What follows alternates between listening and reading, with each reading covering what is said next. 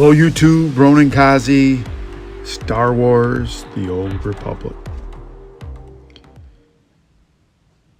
So, Lotus Moon is my main character. That's Roxy. And what I'm going to do is take you through, I didn't realize it, but this is the last mission before I get to level 80, which is the current cap. I'm going to show you some of the boss fights. What makes Star Wars The Old Republic great is you get companions, and that's a key part of the game. This companion I have right now, Major, Sergeant, whatever she is, heals me. And Major, and I'm just never going to go down. And so what you can do in parts of the game, you can really develop your companions. They have stories and you can raise their levels. It's really a great part of the game. Spoiler alert, Star Wars The Old Republic has a quintessential, you finish the first main story of the whole game, and then in the expansions you have a new story, and then you eventually are going against this Emperor. And I won't give you too much of that story, but you're always fighting this Emperor. If you're looking for the best missions to run, and you like Star Wars now, and by missions, excuse me, the best classes to run, you're going to run Empire, and you're going to be a bounty hunter. So if you like The Mandalorian, you get tons of that lore in the game. And so that whole story, it's of you becoming a bounty hunter and doing all this stuff. So it's really good. It's a great story, and it's really good. It makes you feel like you're a Mandalorian and all that stuff. If that's what you're interested in, this game will give it to you. Number two, if you like the canon of Star Wars, then you'd want to be like a Jedi Guardian, and that's going to be your traditional Star Wars hero. Now there's some other classes. Let's see, you have the Storm, you have like the Republic Trooper, it's kind of lame. Republic Scoundrel, which is your Han Solo kind of class, lame. You have a Jedi Healer class, Jedi Shadow. That's okay, but it's kind of lame. Once I played the Jedi Guardian, I really didn't want to play the Jedi Guardian because it was like your traditional Star Wars kind of person. So I shied away that. But once I played it, it's probably one of the most fire stories in the initial game. On the Empire side, you have the Bounty Hunter, Mandalorian. That's a really good one. The Sith ones are not, it's the Sith, there's a race of Sith. If you ever read any of the books, there's a whole Sith thing, but let's get off of that. Let's just stay on the Force users, the Sith, not that interesting. And I'd like the Agent. So I would say the Agent is the most non-Star Wars story. So it's the most gameplay that you're in this universe, but you're not. You don't have a lightsaber, and you're not a Mandalorian, and blah, blah, blah. And if you're into the newer, I'm going to say newer Star Wars canon is the Bounty Hunter, and the older Star Wars canon is going to be like the Jedi Guardian kind of thing. So those are some class suggestions. I would play the story all the way through. It's fantastic. You're going to do it. Once you hit level 10, you get a companion. You're never going to die. You're just going to be able to do the story nonstop. And the story's really good. And if I remember right, the story takes you to at least 40 or 50. Then you have expansions that take you a little bit higher. So this is the latest expansion, I think. And I bought it. And I didn't realize this, but I'm about to make level 80 when I complete this.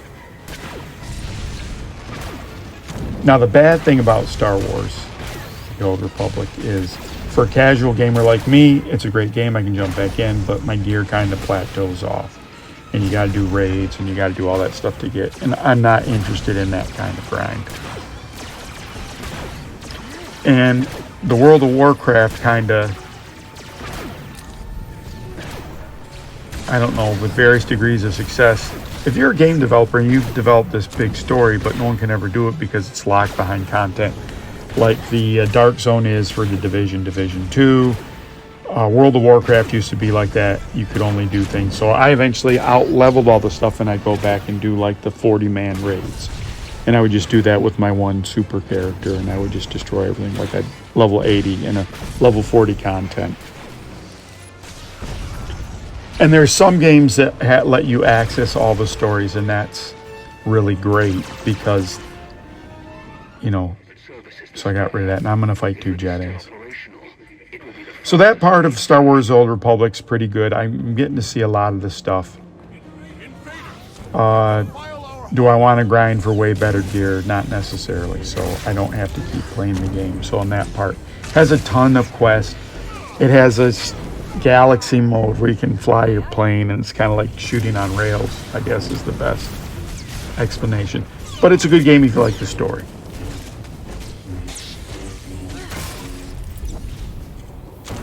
So I am going to start getting into my free will arguments.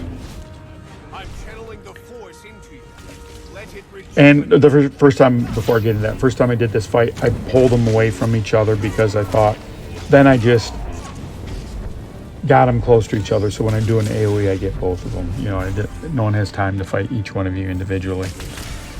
So free will. Why is free will important?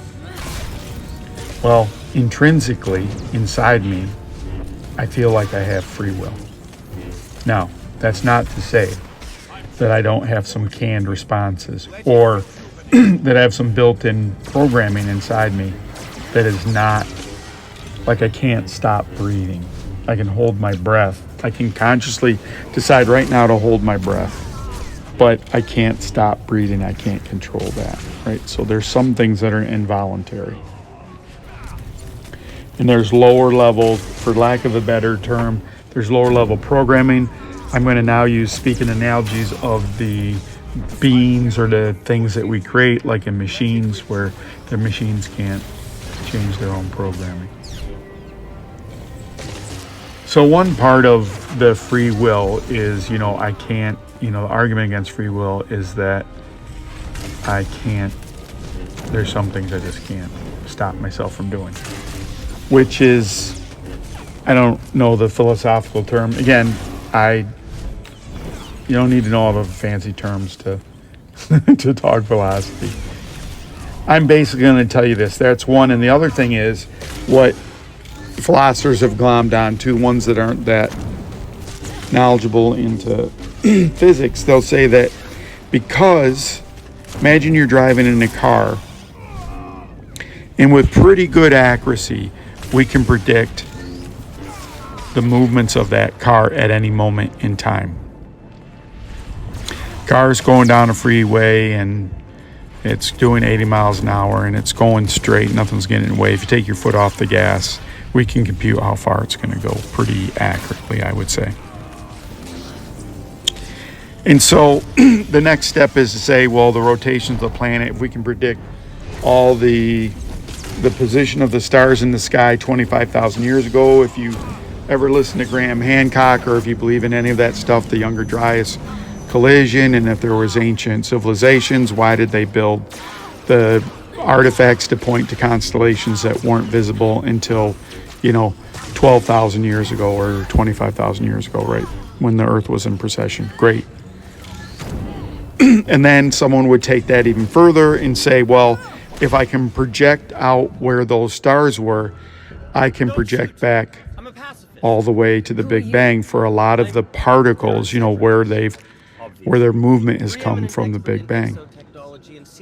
Or that time when maybe it wasn't the first Big Bang, but the time that, they can go back to nanoseconds of the universe.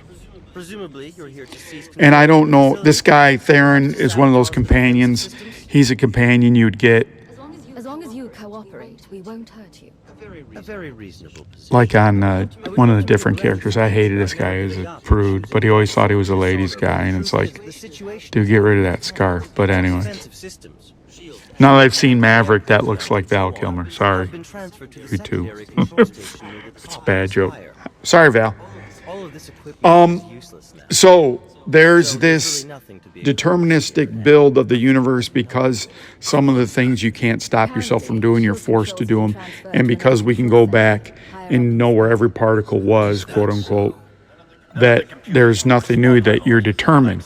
And some philosophers say, well, that frees them then not to worry about, like, no. She's commanding the left of the facility's guards.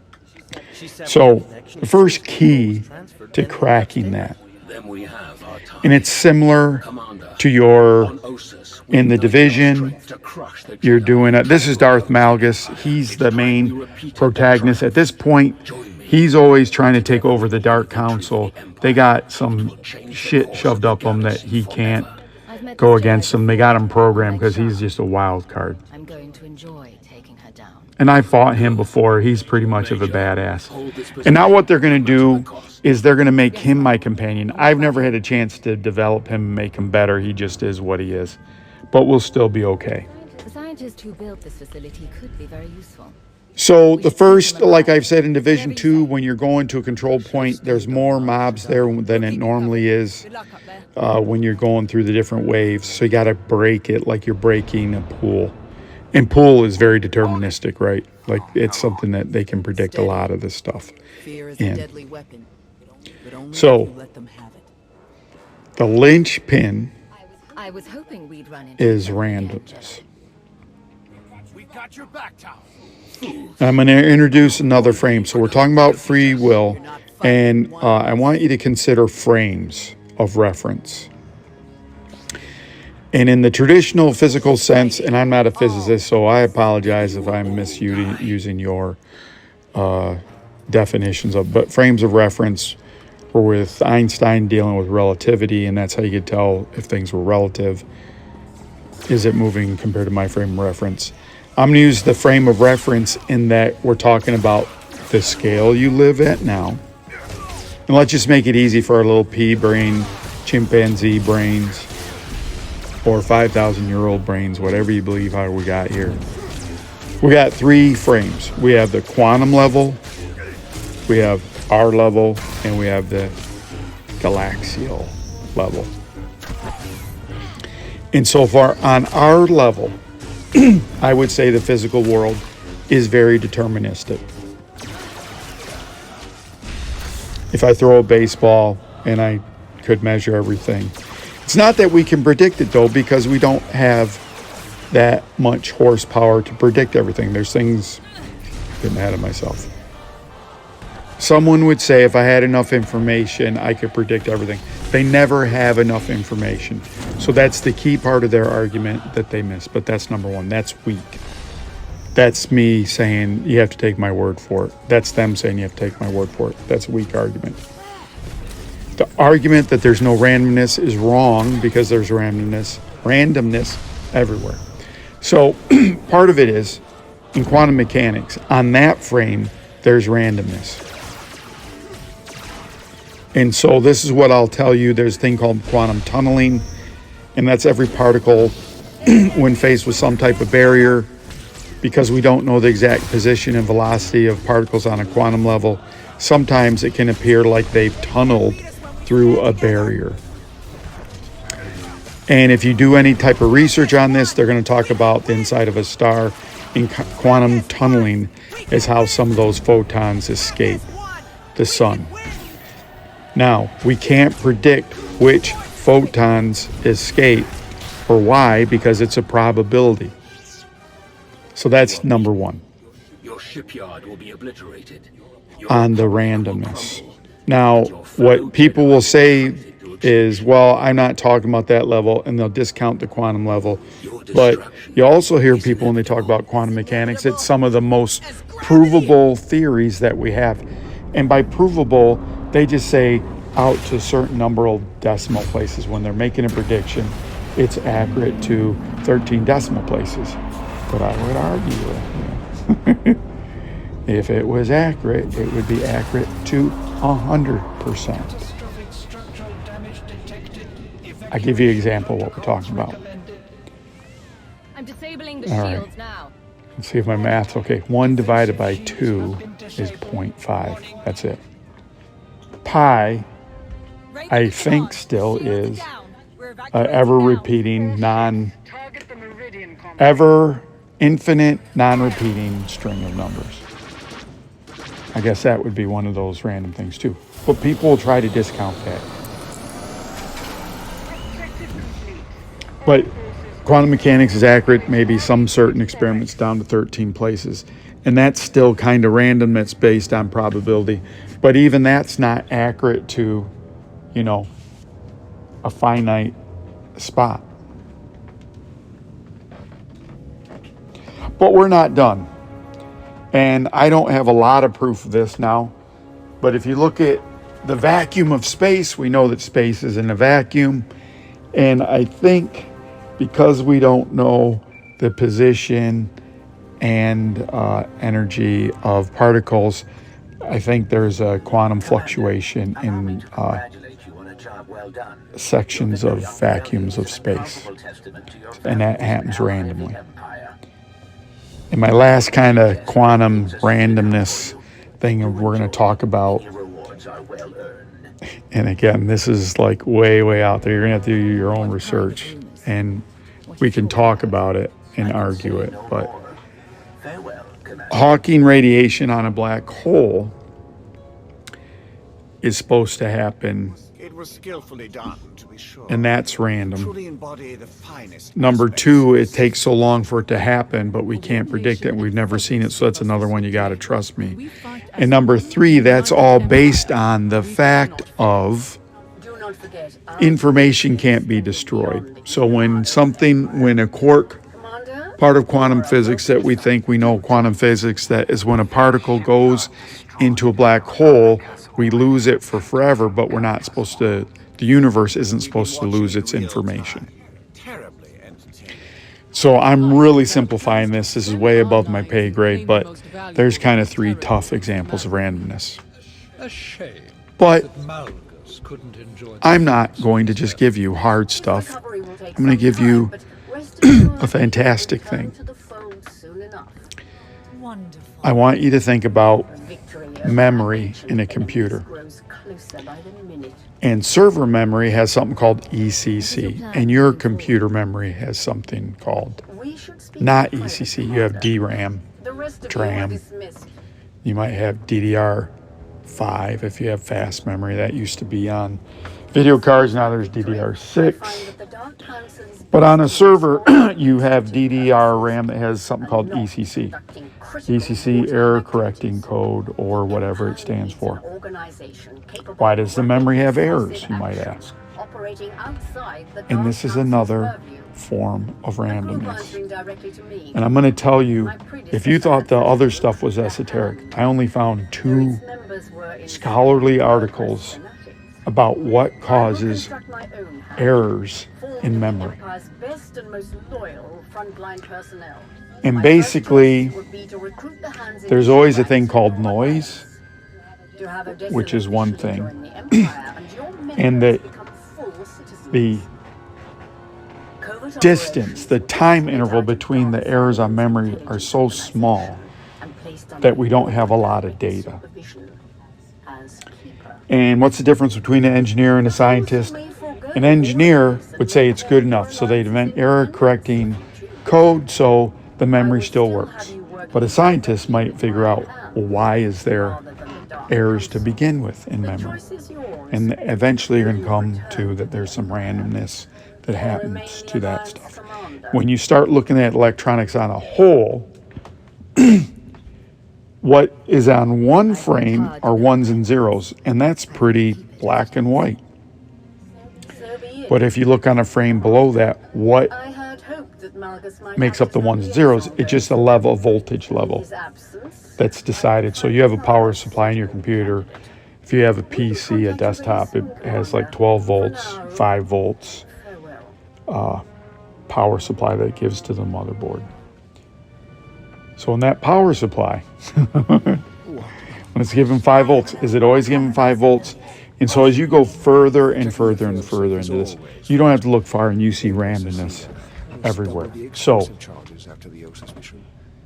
not the best way, and we'll talk about this more. I want to thank YouTube. This is normally when, look at another evil robot. Evil robot, what did you do? What are you thinking? Thank you for subscribing, sharing, liking, and hitting that subscribe button. Look at that, I told you. I made a video about these robots. That's another great thing about SWTOR. Those robots are always doing bad shit. Thank you, YouTube. Give me the droid and a ship.